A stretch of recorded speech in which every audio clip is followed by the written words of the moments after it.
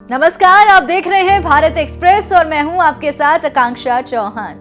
चंद्रयान 3 ने चांद के दक्षिणी ध्रुव इलाके में 23 अगस्त 2023 को लैंडिंग की थी। आज उसने चंद्रमा पर एक हफ्ते से ज्यादा का समय बिता लिया है। इस दौरान विक्रम लैंडर और प्रज्ञान रोवर ने कई शानदार खोज की, कई नई बातें बताई।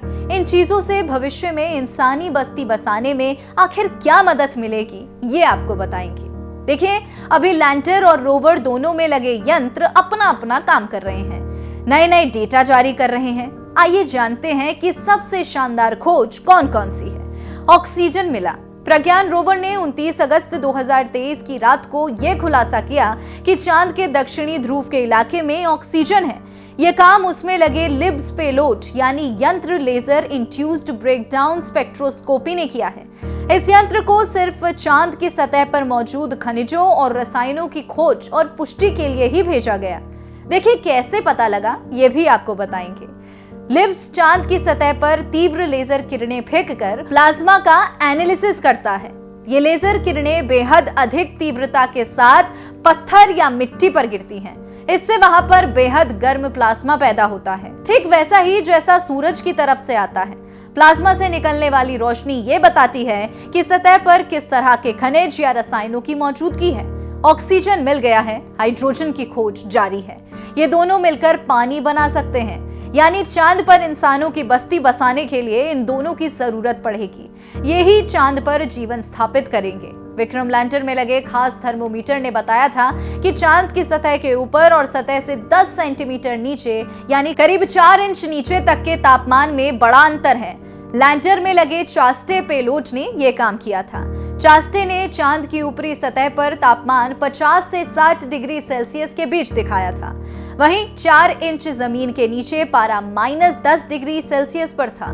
चांद के दक्षिणी ध्रुव इलाके में इंसानी बस्ती कहां बसानी है, कैसे बसानी है, ताकि तापमान के बदलाव को इंसानों के लायक रखा जा सके, यही बड़ा सवाल है। देखिए, इसमें मदद मिलेगी। ऐसी जगह ह्यूमन कॉलोनी नहीं बनाई जाएगी जहां पर तापमान भयानक बदलाव करता हो। अगर बनानी हुई तो इससे बचने का उपाय खोजा जाएगा। अगर इंसान चांद पर रसायनों और खनिजों को मनमाफिक बदलने के यंत्र ले जाए तो वहां बहुत सारी चीजें चांद पर बना सकते हैं। उनका वहीं इंसानी बस्ती बसाने में मदद ले सकते हैं। आइए जानते हैं कैसे और किस तरह से। सबसे पहले सल्फर। चांद की सतह पर सल्फर मिलने की पुष्टि हुई है। ये एक हल्के पीले रंग का रसायन है जो इलेक्ट्रिसिटी का कमजोर कंडक्टर है। पानी में घुलता नहीं। ये सोना और प्लैटिनम को छोड़कर सभी धातुओं से रिएक्ट करता है, जिससे सल्फाइड्स बनते हैं। अब वहां इसका क्या इस्तेमाल हो सकता है? देखिए, सल्फर की मदद से एसिड, फर्टिलाइजर, कार बैटरी, तेल रिफाइनिंग, पानी की सफाई, खनिजों के खनन में इस्तेमाल किया जा सकता है। यानी सिर्फ यंत्र लेकर जाना है, वहां पर ये सारी चीजें संभव हो सकती हैं। अगली बात एल्यूमिनियम की। चांद की सतह पर भारी मात्रा में एल्यूमिनियम भी मिला, यानी इंसानों के पास सैकड़ों प्रकार की चीजें बनाने का सामान मिल गया है चांद पर। इससे एस्ट्रिजेंट बनता है। एल्यूमिनियम फॉस्फेट की मदद से कांच बनाया जाता है। सेरेमिक, पल्प या paper products, cosmetics, paint, varnish, धातु की प्लेट जैसी तमाम चीजें बनाई जाती हैं। यह हल्का और मजबूत होता है। इनसे गाड़ियां, बर्तन, खिड़कियां या इंसानी बस्ती की दीवारें, छतें आदि बनाई जा सकती हैं। यानी इनका इस्तेमाल इंसानी बस्ती में बेहतर तरीके से किया जा सकता है। कॉइल बनाए जा सकते हैं, कैन्स बनाई जा सकते हैं, फॉइल बनाया जा सकता है, कई प्रकार की चीजें बनाई जा सकती हैं। कैल्शियम भी मौजूद है। चांद पर इसकी मात्रा भी पर्याप्त है, यानी इनका इस्तेमाल कई तरह के मेडिकल प्रोडक्ट्स में हो सकता है। कैल्शियम कार्बोनेट की मदद से सीमेंट या मोर्टार बनाया जा सकता है। कांच बनाने में मदद मिल सकती है। टूथपेस्ट में डाला जा सकता है। दवा, खाद्य पदार्थ बनाने, पेपर ब्लीच, इलेक्ट्रॉनिकल इंसुलेटर्स और साबुन बनाने में मदद मिल सकती है। लोहा। चांद की सतह पर लोहा मिलने की पुष्टि हुई है। यह ऐसा तत्व है जो पूरी पृथ्वी, हर जीव, हर इंसान में पाया जाता है। यह हमारे खून में भी मिलता है और जमीन की मिट्टी में भी। इसका इस्तेमाल तो कहाँ नहीं किया जाता, सवाल यह है। दवाओं में, ढांचों में, यातायात के सामान यानी कारें, जहाज, विमान बनाने में, युद्ध के मैदान में, हर जगह इसका इस्तेमाल किया जाता है। क्रोमियम शरीर के लिए जरूरी है। क्योंकि ये कार्बोहाइड्रेट को खा जाता है, मोटापा घटाता है, प्रोटीन को तोड़ने में मदद करता है, डायबिटीज नियंत्रित करता है, कई तरह के एलॉय बनाने में मदद करता है, जैसे कि स्टेनलेस स्टील, लेदर प्रोडक्ट्स की ट्रेनिंग में मदद करता है। मतलब ये एक ऐसा प्रोडक्ट है जो लोहा और एल्यूमिनियम के साथ मिलकर कई तरह के शानदार उत्पाद बना सकता है। ये इंसानों के काम की चीज है, टाइटेनियम। देखिए, दुनिया का सबसे मजबूत और हल्के वजन का धातु टाइटेनियम ही है।